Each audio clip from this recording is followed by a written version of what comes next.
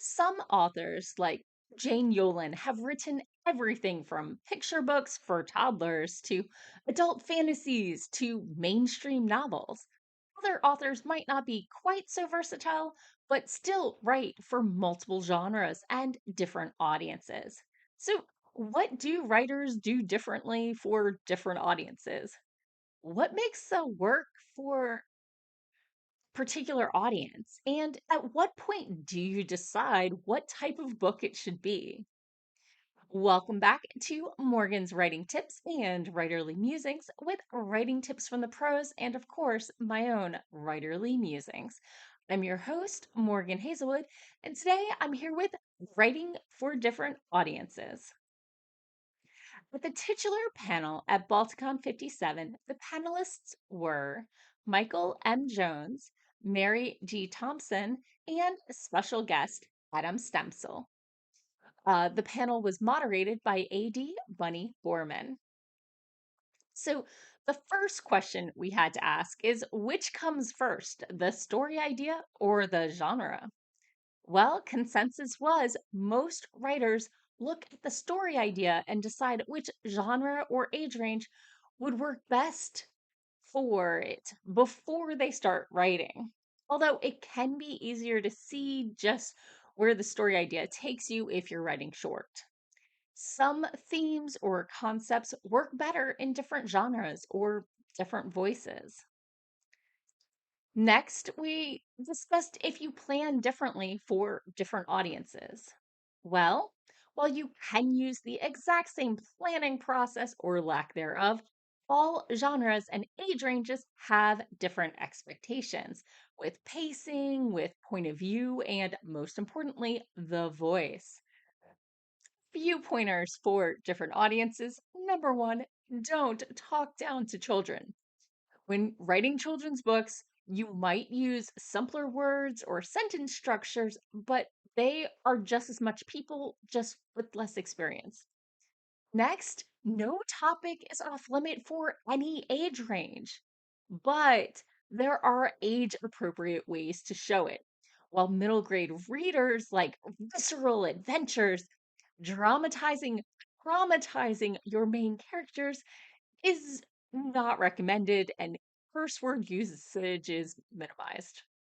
Now, while the young adult audience might be fascinated with sex, drugs, and rock and roll or hip hop or whatever, the intimate scenes in those books are going to be more fade to black or concerned about the character's emotional headspace and thoughts, not explicit erotica.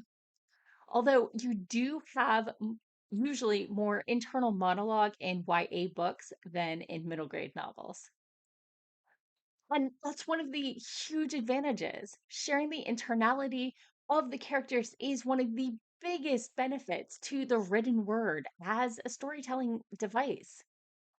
Teens and child characters can get away with realistically reacting more emotionally to events, but their stories, they're often the voice of reason compared to irrational or missing adults. Sometimes this is an allegory for how adult decision making processes are completely opaque to the children affected by them, but it's not always an allegory. Now, uh, traditional published middle grade and YA books are often first person point of view, and both can be present or past tense. These days, even adult books are tiptoeing into that first person point of view. So, who reads for what? Adam Stemple suggested the generalization that one, kids read for plot, two, teens read for emotions, and three, adults read for the characters.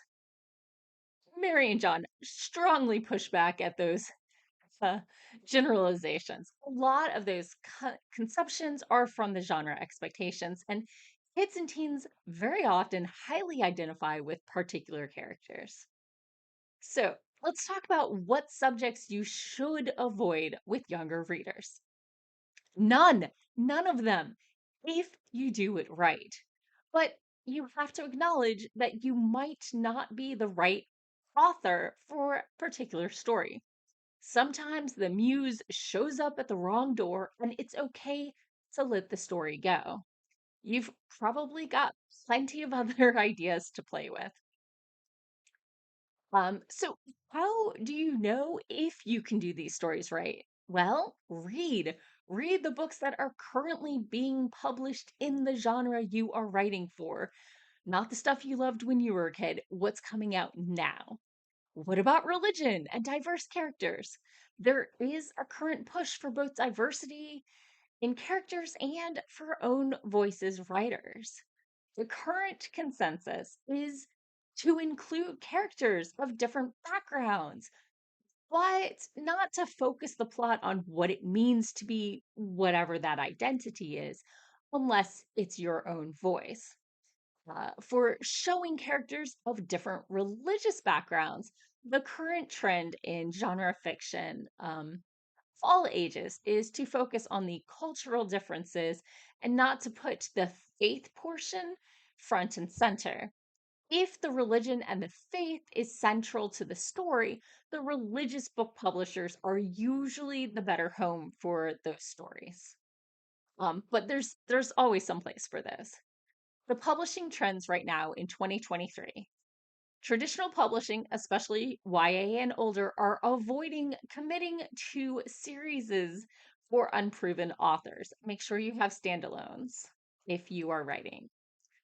Trend chasing is not worth it. Write what you want and wait for the trend to come around again and then send it out.